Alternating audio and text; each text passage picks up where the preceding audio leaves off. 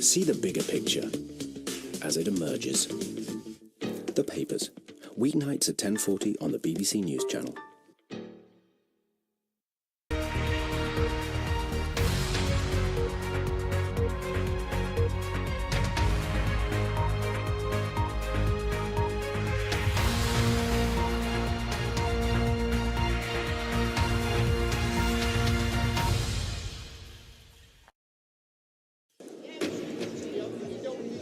Today at 6, the people of Manchester unite in silence to remember those who lost their lives in the bomb attack 1 year ago.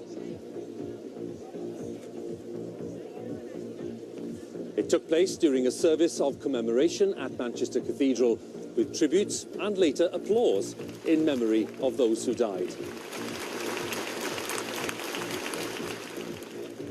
Each of the 22 victims was named in the service as the Bishop of Manchester underlined the extensive impact of the events of a year ago.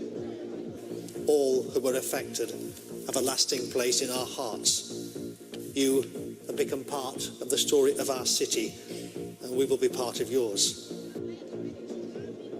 And we'll be hearing from some of those whose lives were changed on the 22nd of May last year. You've got to be positive. You can't let terrorism win. You can't. The love among the people and everybody coming up and supporting you, and the hugs that you just get today of people, it's just amazing. And the other main stories on today's programme. 100 Marks and Spencer stores are to disappear from British high streets by 2022. It's an effort to reorganise the business.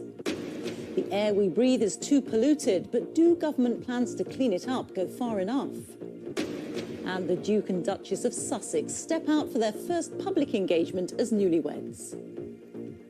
And coming up later in the hour on BBC News, there'll be more coverage of the build-up to this evening's commemorative events in Manchester, 1 year on from the Manchester Arena attack.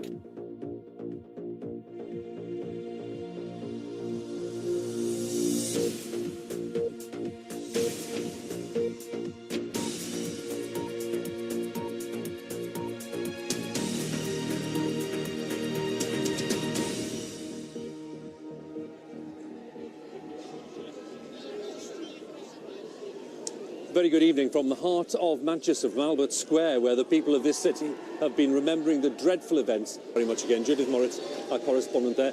That's all from BBC News at 6 in Albert Square in Manchester. There is continuing coverage of this evening's event in Albert Square at 7 o'clock on the BBC News channel. But now on BBC One, it is time for the news where you are. Bye for now.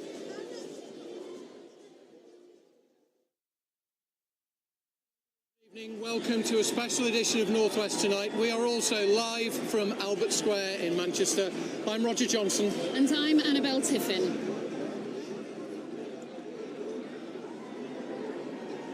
Manchester remembers, a year on from the Arena terror attack, the lives of the 22 victims are commemorated.